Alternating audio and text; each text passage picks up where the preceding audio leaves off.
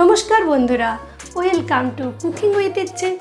বিয়ের পর শ্বশুর বাড়ি এসে দেখলাম এই ভদ্রলোকের সাথে আমার বর ভদ্রলোকের ভয়ানক শত্রুতা।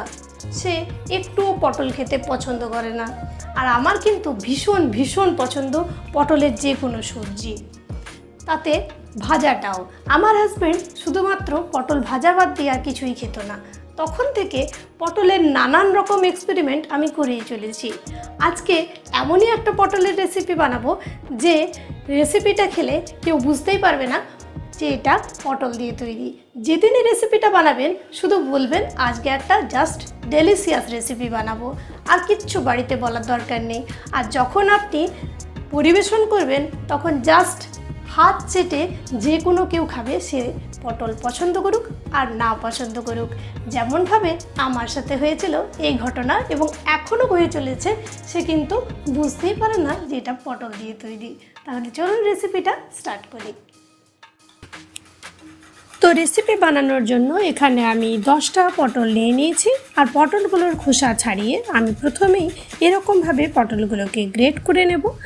চেষ্টা করবেন পটলে যেন বীজ না থাকে সেরকম পটল নেওয়ার, আর যদি বীজগুলো থাকে তাহলে যেভাবে আমরা দরমার বীজগুলো বের করে নিই দরমা বানানোর সময় পটলের, সেরকমভাবে একটা স্পুনের সাহায্যে পটলের বীজগুলো আপনাকে আলাদা করে নিতে হবে। এখানে দেখুন আমি একেবারে কুচি পটল নিয়েছি, এর মধ্যে কিন্তু কোনো বীজ নেই। এটাকে আমি এরকমভাবে কুড়ে নিচ্ছি। এইভাবেই সমস্ত পটলগুলোকে আমি গ্রেট করে নেব। আর এই কাজটা করতে গেলে প্রথমেই কিন্তু পটলটাকে অবশ্যই 2-5টা বাদ দিয়ে পটলের খোসাটা ছাড়িয়ে নিতে হবে, তবে কিন্তু আপনি খুব তাড়াতাড়ির মধ্যে এটাকে গ্রেট করে নিতে পারবেন, আর আপনার সমস্ত পটলগুলো গ্রেট করা অনেক বেশি সহজ হবে।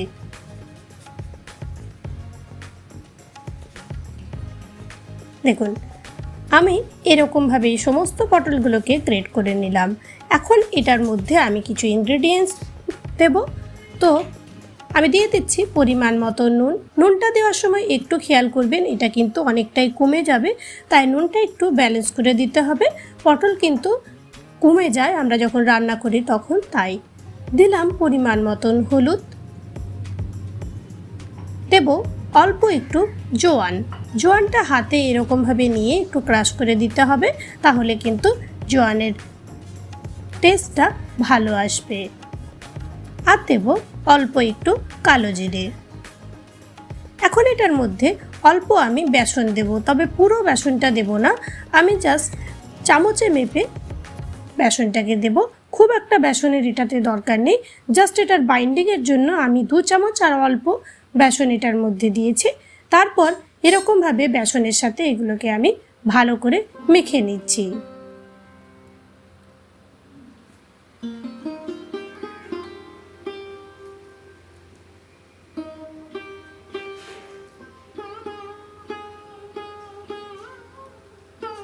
মাখাটা এমনভাবে করতে হবে যেন খুব টাইটও না হয়, আবার খুব একটা লুজও যেমন না হয়ে যায়, সেইভাবে এই মাখাটাকে আমাকে মেখে নিতে হবে। খুব শক্ত করতে যাবেন না, তাহলে রেসিপিটা ভালো হবে না। এরকমভাবেই আমাদের রেডি করে নিতে হবে এটাকে। তারপর চলে যাব আমরা পরবর্তী প্রসেসে। কড়াইয়ে গরম করে নিয়েছি বেশ খানিকটা হোয়াইট অয়েল। তারপর আমি এখন এগুলোকে এরকমভাবে বড়ার শেপে কড়াইয়ে দিয়ে দিচ্ছি। তবে আপনি চাইলে রান্নাটা কিন্তু সর্ষের তেলেও করতে পারেন, আমি হোয়াইট অয়েলে করছি।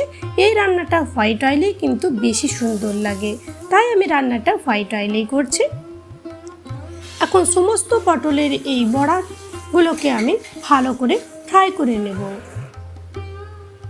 তবে খুব কম আঁচে এটাকে ফ্রাই করবেন, তাহলে কিন্তু ভালো করে এটা সেদ্ধ হবে, না হলে কালারটা চেঞ্জ হয়ে যাবে, এটা কিন্তু ঠিক করে ফ্রাই হবে না। একটা পিঠ হয়ে যাওয়ার পর উল্টে নিয়েছি, আর উল্টো পিঠটাও কিন্তু ভালোভাবে ফ্রাই করে নিতে হবে। আমার মোটামুটি একটা পিঠ ফ্রাই করতে 4 মিনিটের মতন সময় লেগেছে। এখন 2 পিঠ যখন ভালো করে ফ্রাই হয়ে গেছে তখন এগুলোকে আমি তুলে রাখছি। আমার বাড়ির সদস্য সংখ্যা খুব কম বলে আমি পরিমাণে খুব কম বানাচ্ছি। আপনার বাড়িতে যেমন সদস্য সংখ্যা থাকবে সেই পরিমাণে পটলটাকে কম বেশি করে নেবেন, আর সেই অনুপাতেই কিন্তু বেসনটা একটু বুঝে পরে দিতে হবে। দেখুন হয়ে গেল এগুলো ফ্রাই। এখন এই তেলের মধ্যে আমি দিয়ে দিচ্ছি অল্প একটু গোটা জিরে, এটাতে ফ্লেভারটা খুব ভালো আসবে। দিলাম একটা শুকনো লঙ্কা, একটা তেজপাতা। ফ্লেভারটা ভালো করে বেরিয়ে আসার জন্য অল্প সময় একটু ওয়েট করব। তারপর আলু কেটে রেখেছিলাম, সেই আলুগুলো এটার মধ্যে আমি অ্যাড করে দিচ্ছি।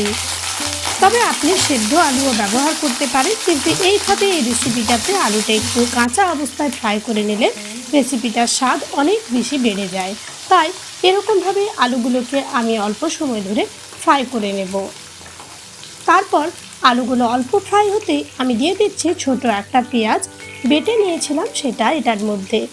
পেঁয়াজটা বাটা দিলে তবেই কিন্তু রেসিপিটা ঘনত্বটা ভালো হবে, তাই আমি বাটা দিয়েছি। আপনি চাইলে কিন্তু পেঁয়াজ কুচিও দিতে পারেন।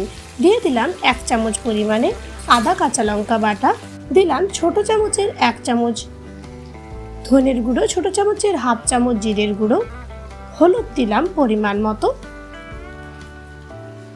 আর দেব নুন পরিমাণ মতো।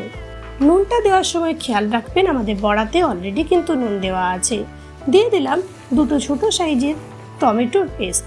তবে আপনি টমেটো ব্যবহার করতে না চাইলে এই ক্ষেত্রে 2 চামচের থেকে একটু বেশি টক দই ফেটিয়েও ব্যবহার করতে পারেন। দিয়ে দিলাম টমেটোর টেস্টটাকে ব্যালেন্স করার জন্য সামান্য অল্প চিনি, আর দেব কাঁচা লঙ্কা। ঝালটা আপনি যেমন খাবেন সেই অনুপাতেই কিন্তু কাঁচা লঙ্কাটা আপনি কম বেশি করে নেবেন। এখন মশলাটাকে অল্প ভালো করে কষিয়ে নিতে হবে। এটা কিন্তু একটু সময় ধরে এই কাজটা করতে হবে, তবেই কিন্তু টেস্টটা এই রেসিপিটার ভালো আসবে। মনে রাখবেন আপনি এমন একটা রেসিপি বানাচ্ছেন যার চ্যালেঞ্জ এক প্রকার, যে আপনি পটল খাইয়েই ছাড়বেন কাউকে। তাই রেসিপিটা একটু সময় ধরে ভালো করে কিন্তু রেডি করতে হবে। এখন অল্প একটু দিয়ে দিলাম কাশ্মীরি মির্চ, কালারটা ভালো আসবে। আপনি চাইলে এই পর্যায়ে অল্প একটু কিন্তু লঙ্কার গুঁড়োও দিতে পারেন। দেখুন তেল ছাড়তে শুরু করেছিল মশলার। এখন আমি দিয়ে দিলাম এটার মধ্যে পরিমাণ মতন জল। তারপর অল্প একটু ভালো করে নেড়ে চেড়ে নিচ্ছি, আর এটাকে চাপা দিয়ে আলুগুলো সেদ্ধ হওয়া অবধি আমি এরকমভাবে ঢেকে রেখে দেব। এখন ঢাকনাটা খুলে নিয়েছি 5-7 মিনিট পরে। দেখুন সেদ্ধ হয়ে গেছে আলু। এখন আমি বড়াগুলোকে এটার মধ্যে অ্যাড করে দিচ্ছি। তারপর অল্প একটু নেড়ে চেড়ে চাপা দিয়ে রাখবো যাতে বড়াগুলো নরম হয়ে যায়। তারপর ঢাকনাটা খুলে নিয়েছি, আর এখন এটার মধ্যে দিয়ে দিচ্ছি 1 চামচ গরম মশলার গুঁড়ো।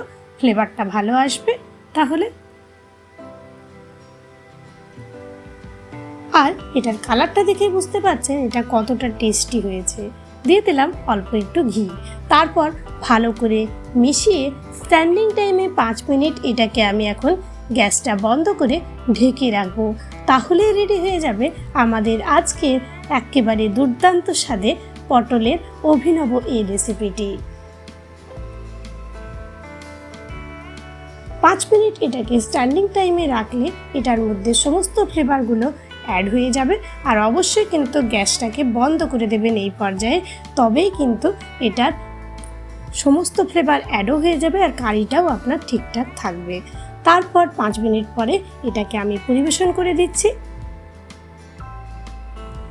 দেখুন কি সুন্দর এটা দেখতে হয়েছে। আর সত্যি বলছি, না খেলে বিশ্বাস করতে পারবেন না এটা কতটা ডেলিশিয়াস একটা ডিশ।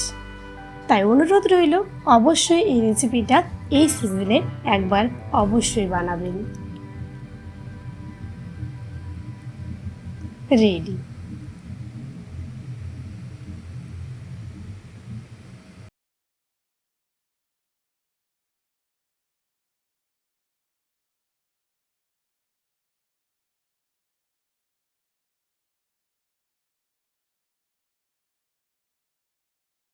যদি আজকে পটলের এই রেসিপি আপনার ভালো লেগে থাকে তাহলে প্লিজ একটা লাইক দেবেন, কমেন্ট করে জানাবেন যে রেসিপি কেমন লাগলো। আর চ্যানেলে প্রথম দর্শক বন্ধু হলে প্লিজ ফুল ভিডিওটাকে ওয়াচ করে চ্যানেলটাকে সাবস্ক্রাইব করতে ভুলবেন না যেন।